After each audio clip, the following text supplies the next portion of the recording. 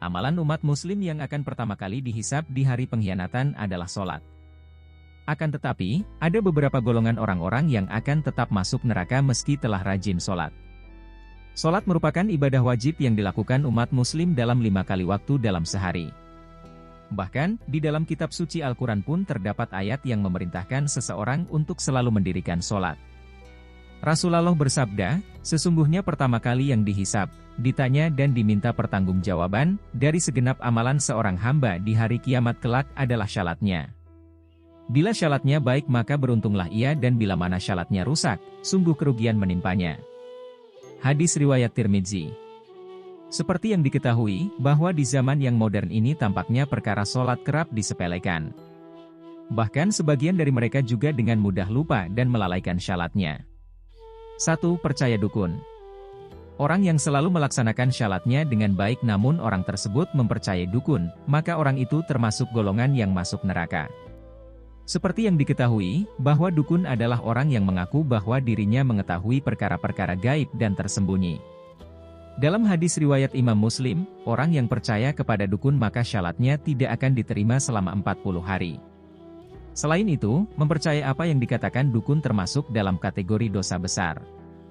Hal ini dikarenakan hanya Allah sajalah yang maha mengetahui segala sesuatu. Dengan mempercayai dukun seseorang juga dikategorikan dalam golongan musyrik karena dukun adalah orang yang bersekutu dengan jin. Oleh karenanya, apabila seseorang mempercayainya, maka orang tersebut akan terkena dosa syirik. Dengan demikian, apabila ada orang yang sholat namun mempercayai dukun, benda pustaka, dan sejenisnya, maka orang tersebut akan terancam dosa yang sangat besar. Rasulullah bersabda, barang siapa yang mendatangi tukang ramal, atau dukun kemudian ia membenarkan apa yang dikatakannya itu, maka sesungguhnya ia telah ingkar terhadap apa yang telah diturunkan kepada Nabi Muhammad SAW. Hadis riwayat Abu Dawud, At-Tirmidzi, dan Ibnu Majah. 2. Suka berdusta. Berdusta merupakan salah satu dosa besar dan diancam siksa yang pedih di akhirat kelak. Pada saat ini, tampaknya kebohongan telah menjadi kebiasaan di kalangan masyarakat. Padahal, sekecil apapun kebohongan yang dilontarkan maka akan tetap dianggap sebagai dosa besar.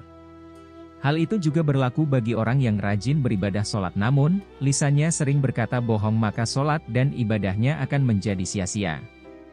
Dengan kebohongannya itu akan dapat menghapus amal-amalnya. Apabila orang tersebut mati dalam keadaan yang tidak bertaubat kepada Allah, maka akan dimasukkan ke dalam neraka. 3. Suka bergunjing keburukan orang lain. Golongan yang rajin sholat namun masuk neraka yaitu orang yang suka membicarakan keburukan orang lain. Allah Subhanahu wa Ta'ala berfirman dalam Al-Quran dalam surat Al-Muddathir ayat 42-48, apakah yang memasukkan kamu ke dalam sakar, neraka? Mereka menjawab, kami dahulu termasuk orang-orang yang mengerjakan sholat dan kami tidak pula memberi makan orang miskin, dan adalah kami membicarakan yang batil, bersama dengan orang-orang yang membicarakannya dan adalah kami mendustakan hari pembalasan, hingga datang kepada kami kematian.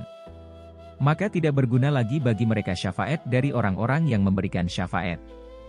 Seperti yang dijelaskan pada ayat tersebut bahwa orang yang masuk dalam neraka adalah mereka yang suka bergunjing tentang keburukan orang lain.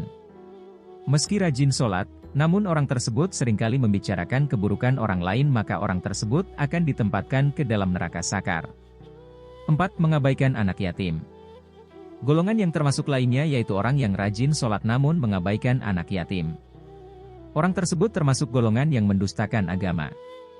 Hal ini dijelaskan dalam Al-Quran surat Al-Maun. Orang yang sholat tetapi tidak mau menolong orang miskin, mengabaikan anak yatim, dan enggan menolong sesama adalah termasuk dalam orang-orang yang celaka.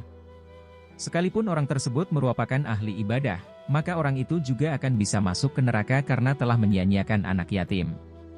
Itulah golongan orang-orang yang rajin sholat namun orang tersebut akan tetap masuk ke dalam neraka.